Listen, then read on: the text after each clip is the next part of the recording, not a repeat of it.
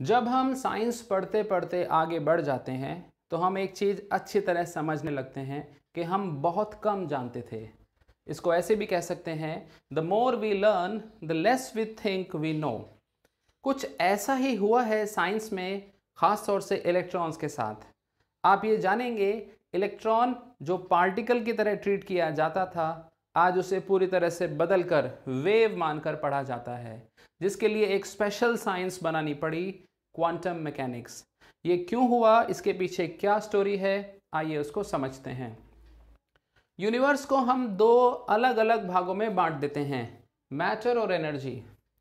तो शुरू में साइंटिस्ट ये करते थे, मैटर के अंदर वो छोटे छोटे पार्टिकल्स इमेजिन किया करते थे, जैसे कि एटम्स, मॉलिक्यूल्स, और इनके अंदर भी इलेक्ट्रॉन, प्रोटॉन और न्यूट्रॉन्स। और एनर्जी को वो एक डिस्ट्रीब्यूटेड डिस्टर्बेंस यानी एनर्जी को वेव के रूप में वो इमेजिन करते थे, जिसे वो इलेक्ट्रोमैग्नेटिक वेव या और दूसरे रूप में इमेजिन कर सकते थे।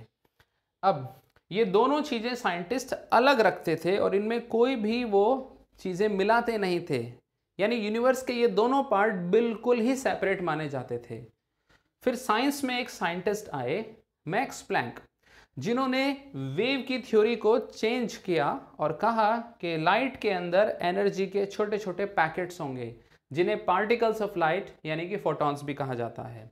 और उन्होंने फोटॉन के अंदर ये रिलेशन एस्टैब्लिश किया, wavelength is equal to h upon m c. यानी प्लैंक के फॉर्मूले को अगर आप E equal to m c square में यूज़ करेंगे तो आप इस रिलेशन तक पहुंच जाएंगे। तो आज लाइट की जो इमेजिनेशन है उसमें वेव और पार्टिकल दोनों बातें मानी जाती हैं, यानी लाइट को डुअल माना जाता है। तो एनर्जी का स्वरूप बदलकर डुअल हो गया। अब पार्टिकल के अंदर हम मैटर्स की स्टडी कर रहे थे, तो एक साइंटिस्ट आए, डी ब्रॉगली, जिन्होंने इस फॉर्मूले के आधार पर और थॉट प्रोसेस जनरेट किया और कहा ये फॉर्मूला पार्टिकल्स के लिए भी वैलिड है। और उन्होंने ये फॉर्मूला दिया सबसे पहले इलेक्ट्रॉन के लिए। तो डी ब्रॉगली ने कहा इलेक्ट्रॉन पार्टिकल नहीं, वेव जैसी प्रॉपर्टीज रखता है, जिसकी वेवलेंथ उसके मोमेंटम से इस तरह रिलेटेड है। यानी ये बहुत ही चौंका देने वाली बात थी कि इलेक्ट्रॉन अब पार्टिकल नहीं, वेव जैसी फीचर्स रखता है, तो उसकी पढ़ाई को भी वेव जैसा ही हो जाना चाहिए। अब आइए देखते हैं किस तरह से ये पढ़ाई चेंज हुई। नील बोर के फॉर्मूले को हम अच्छी तरह जानते हैं। अगर इलेक्ट्रॉन न्यूक्लियस के चारों तरफ r रेडियस के गोले में घूम रहा है और उसकी वेलोसिटी v है और मास m है, तो उसका जो एंगुलर मोमेंटम है वो इस रिलेशन से क्वांटाइज्ड रहता है। जब डी ब्रॉगली ने इस फॉर्मूले में अपनी वेवलेंथ का फॉर्मूला इस्तेमाल किया तो उन्होंने ये चीज़ पाई, और इसे देखकर साफ लग रहा है ये तो एक वेव का डिस्ट्रीब्यूशन दिखा रहा है। आप देख रहे हैं 2πr एक सरकमफेरेंस है और लैम्डा एक उसकी वेव का स्प्रेड है। यानी डी ब्रॉगली के हिसाब से न्यूक्लियस के चारों तरफ इलेक्ट्रॉन पार्टिकल नहीं, वेव की तरह बिखरा हुआ है। और जो बाकी कसर थी वो वर्नर हाइजेनबर्ग ने पूरी कर दी। हाइजेनबर्ग ने एक चौंका देने वाली बात कही कि जब तक हम इलेक्ट्रॉन को पार्टिकल की तरह आइसोलेट नहीं कर लेते, यानी उसे एटम से बाहर नहीं निकाल लेते, तब तक उसे पार्टिकल मानना बहुत बड़ी गलती होगी। यानी इलेक्ट्रॉन एटम के अंदर वेव की तरह ही माना जाना चाहिए। हम देख रहे हैं नील बोर का ऑर्बिट का कॉन्सेप्ट डी ब्रॉगली और हाइजेनबर्ग दोनों की बातों से रिजेक्ट हो जाता है और अब हमें नई चीज मिलती है, वेव। अब सवाल उठता है इस वेव को कैसे प्रोसीड किया जाए। वेव्स ऐसी इस वेव है जो न्यूक्लियस के चारों तरफ फैली हुई है, जिसको हम अपनी साइंस में ऑर्बिटल्स भी कहते हैं। ये वेव अलग अलग शेप की हो सकती है, SPDF, अलग अलग साइज की हो सकती है शेल के हिसाब से। बट पॉइंट एक चीज क्लियर हो गई कि इलेक्ट्रॉन अब पार्टिकल नहीं, कहीं रखा हुआ नहीं है, उसका कोई कोऑर्डिनेट नहीं है, वो एक साथ हर जगह बिखर गया है। तो सवाल ये उठता है उसको पढ़े कैसे। तो इसका समाधान ऐसे मिला, ऑर्बिटल्स को मैथमेटिकली एक फंक्शन द्वारा रिप्रेजेंट किया गया, दिस इज कॉल्ड साई। ये फंक्शन बड़ा स्पेशल फंक्शन है।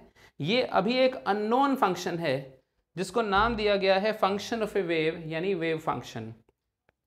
अब हम जानते हैं वेव्स में तो चीज़ें ऑसिलेट करती हैं, जैसे साउंड वेव में प्रेशर ऑसिलेट करता है, या पानी पे पत्थर गिरा दें तो उस वेव में पानी के मॉलिक्यूल ऑसिलेट करते हैं। लाइट भी एक वेव है जिसमें इलेक्ट्रिक और मैग्नेटिक फील्ड ऑसिलेट करती है। लेकिन ये जो डी ब्रॉगली वाली वेव्स हैं जिसे हम वेव फंक्शन के अंदर रिप्रेजेंट कर रहे हैं, इसमें क्या ऑसिलेट करता है, बहुत ही सटल पॉइंट, इसमें इलेक्ट्रॉन की पाए जाने की संभावना यानी कि प्रोबेबिलिटी ऑसिलेट करती है। ये बहुत ही कॉम्प्लेक्स इमेजिनेशन है जिसको हम समझने की कोशिश धीरे धीरे करेंगे। अब ये जो वेव फंक्शन है इसको लाएं कहाँ से, इसको सॉल्व कैसे करें, इसका फॉर्म कैसे निकालें, इसका ग्राफ कैसे बनाएं। तो एक साइंटिस्ट थे एरविन श्रोडिंगर, इन्होंने कहा जिस तरह से फिजिक्स में वेव की एक खुद इक्वेशन होती है, जैसे इलेक्ट्रोमैग्नेटिक वेव्स की इक्वेशन मैक्सवेल ने दी है, तो श्रोडिंगर ने वैसी ही equation properties of electron wave use करके बना दी, जिसका नाम पड़ा श्रोडिंगर इक्वेशन। और जब इस श्रोडिंगर इक्वेशन को एटम के लिए सॉल्व किया गया तो इसमें कई क्वांटम नंबर्स हमारे सामने आए, जैसे कि प्रिंसिपल, एजिमुथल और मैग्नेटिक, और एक और क्वांटम नंबर जो इलेक्ट्रॉन के लिए अलग से यूज किया गया, that is the spin. So after solving Schrodinger equation हमें जो वेव फंक्शंस मिले उन्हीं के ग्राफ्स के हमने ऑर्बिटल डायग्राम बनाए, जिसको हम आगे अच्छी तरह समझ सकते हैं। Thank you.